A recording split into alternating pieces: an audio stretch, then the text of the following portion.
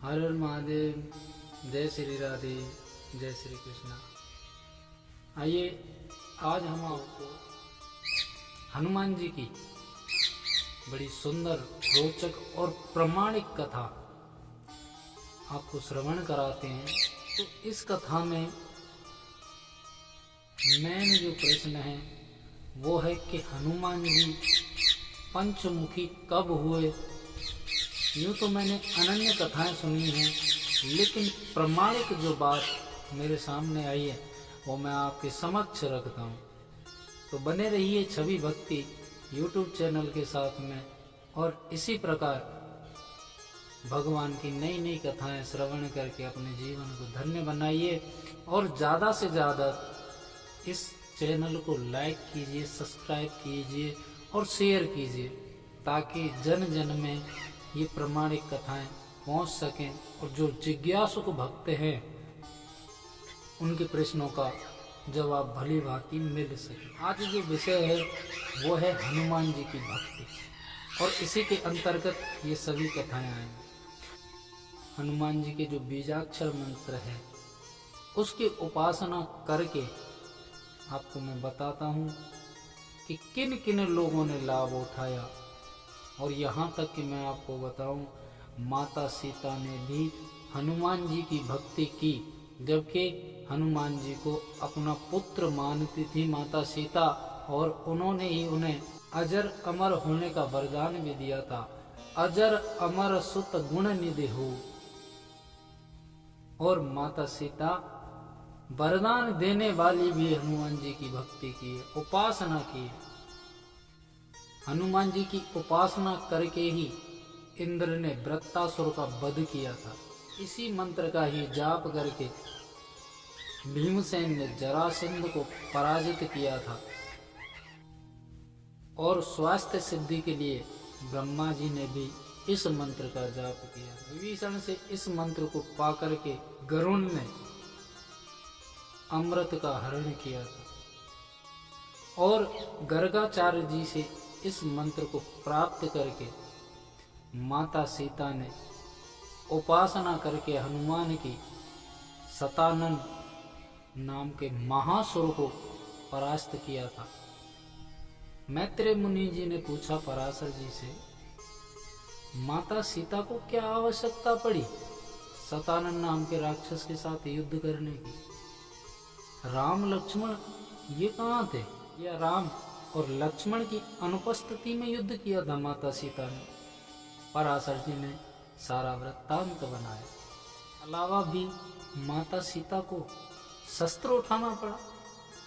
ये कब हुआ प्रभु? जरा विस्तृत बताने की कृपा करें। पराशर जी बोले, मैत्रेय, माँ सीता जगत जननी का जो कल्याणकारी प्रसंग है वो मैं आपको कहूँगा, आप ध्यान लगा करके श्रवण करें। भगवान राम का युद्ध रावण के साथ में हुआ। रावण युद्ध में मारा गया और सभी राक्षसों का नाश करके अपने आप को संतुष्ट मान रहे थे भगवान राम। उसी समय आकाशवाणी हुई कि सतयोजन सागर में ये 10 मुख वाला ये असुर क्या है? 10 मुख वाला तो केवल दशानन यानी रावण को ही जानते थे, लेकिन यहाँ आकाशवाणी हो रही है कि ये सतयोजन सागर में 10 मुख वाला ये असुर कौन सा है, क्या है? इतने में ही वो असुर ने सतयोजन सागर में आकाश का रूप ले लिया। जब आकाश का रूप लिया तो कहते हैं संसार में हाहाकार मच गई कि ये बैरी राक्षस कौन है, इससे हमारी रक्षा कौन करेगा? हे प्रभु, परमात्मा को पुकारने लगे लोग। तो राघव इस वाक्य को सुन करके और देख करके आश्चर्यचकित रह गए कि मैंने सभी दुष्टों का नाश कर दिया और ये कहाँ से आया और कौन है। सोचने पर मजबूर हो गए भगवान, जबकि स्वयं विष्णु अवतार हैं। जब राघव को चिंतित देख करके हनुमान जी बोले, प्रभु चिंता क्यों करते हैं? मेरी भी 1000 योजन लंबी पूंछ है, ये तो 7 योजन सागर, एक सागर के बराबर है। लेकिन मेरी पूंछ तो सप्त सागर यानी सातों सागरों में जा सकती है। अपनी पूंछ के मध्य में सातों सागरों को बांध लेता हूँ।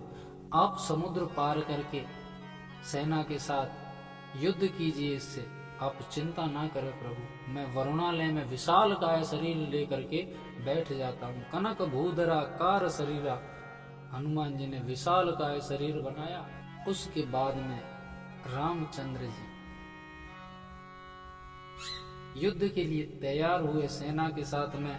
ततो दासरथी श्रीमान चतुरंग वलय सहा, गत्वा वानर सैन्यश्च योध्याय समुपस्थिता। सेना के साथ में भगवान राम उपस्थित हुए युद्ध करने के लिए। तो राक्षस महाकपटी होता है। राक्षसों ने क्या किया, अंतरिक्ष में जाके अदृश्य हो गए। जब राक्षस अदृश्य हो गए अंतरिक्ष में, तो आकाशवाणी होने लगी, जिसमें विवेचना थी, व्याख्या थी राक्षसों के महापराक्रम की। राघव जी चिंतित, हनुमान जी बोलते प्रभु आप चिंता क्यों करते। राम लक्ष्मण इत्यादि सभी को अपनी पूंछ पर बिठाया और जहां जहां राक्षसों की नगरी थी वहां तक चक्कर लगवा दिया। चक्कर लगा करके और पूंछ में उन सभी राक्षसों को बांध लिया। राम लक्ष्मण और सुग्रीव इत्यादि बैठे हैं पूंछ पर, और उन्हीं को बैठे हुए उन्हीं समय उन राक्षसों को पूंछ में बांध करके जमीन पर पटक। उसके पश्चात जब युद्ध प्रारंभ हुआ राक्षसों में और भगवान राम और लक्ष्मण के साथ में, तो कहते हैं उसमें जो सतानन नाम का राक्षस था उसने सुग्रीव यानी भगवान राम की सेना को सभी को मूर्छित कर दिया। श्री राम ने सेना का विनाश देखा तो उन्होंने अपने बाण के द्वारा सतानन नाम के राक्षस के जो सिर है उसको धड़ से अलग कर दिया और उस सिर के टुकड़े टुकड़े कर दिए। उसके सिर के जितने टुकड़े हुए और जितनी रक्त की बूंदें गिरी यानी खून गिरा, उनमें से एक राक्षस पैदा हो जाता। यूं तो पृथ्वी पर फिर अनन्य राक्षस प्रकट होकर के और हाहाकार करने लगे और युद्ध करने लगे और सेना का विनाश करने लगे। वे लक्ष्मण सहित भाइयों को मूर्छित कर दिया। अब अकेले राघव रह गए, प्रभु श्री राम रह गए। प्रभु श्री राम एक और सतानन नाम के राक्षस अनेक। माता सीता को जब पता चला उनको चिंता हुई तो गर्गाचार्य मुनि का ध्यान किया और गर्गाचार्य मुनि ने आकर के जब ये समस्या सुनी, माता सीता के वचन सुने, तो उन्होंने कहा कि चिंता ना करो माता, आपका पुत्र ही आपका कल्याण कर दे। आपका पुत्र ही राघव के लिए काफी है। बोले मेरा पुत्र? बोले हाँ हनुमान। बोले हनुमान तो वरुणालय में बैठे हैं विशाल का रूप लेकर के, क्या कर सकते हैं? बोले एक काम करो, उनका द्वादशाक्षर मंत्र है, आप उसका जाप करो, उसी के प्रभाव से हनुमान प्रसन्न हो जाए। नाम के राक्षस की तो औकात ही क्या। जब माता सीता ने द्वादशाक्षर मंत्र का जाप किया, उसके प्रभाव से हनुमान जी प्रसन्न हुए, तो उन्होंने प्रसन्न होकर के क्या किया, बानरम मुखम एकम तु द्वितीयम सिंह वक्त्रकम तृतीयम गारुणा वक्त्रम चतुर्थ शौकर मुखम हयानन पंचमम चाप्येकेकम नयनस्त्रिभिः दस बाहु समोपेतम दशायुध समन्वितम। एक मुख बानर का और दूसरा मुख सिंह का, तीसरा गरुण का, चौथा मुख सुगर का और पांचवा मुख घोड़े का बनाया। यहाँ पर प्रमाण से मैं आपको बता रहा हूं कि इस जगह पर हनुमान जी पंचमुखी हुए। श्री पराशर संहिता में पेज नंबर में आपको बताता हूं 58 और 7 पटल के अंतर्गत ये कथा आती है। यहाँ पर पंचमुखी रूप लिया हनुमान जी ने, और जो मुख थे 5 मुख हुए थे, पांचों के अलग अलग बानरों की सेना तैयार कर दी, कपि सेना तैयार कर दी। तदा प्रवृत्ति कथितम पंचास्यो हनुमानिति रूपम तस्य बभौ यद्यत रुद्रस्य पुरगातिना। हर एक मुख की 5 मुख थे, 5 मुख में से 5 मुख की उन्होंने कपि सेना यानी बानरों की सेना तैयार कर दी। शरीर बानर का और मुख अलग अलग। पंचमुखी हनुमान ने हाहाकार मचा दिया। जितने भी जो नकली थे ना सतानन नाम के राक्षस, सबको उस सेना ने नष्ट कर दिया।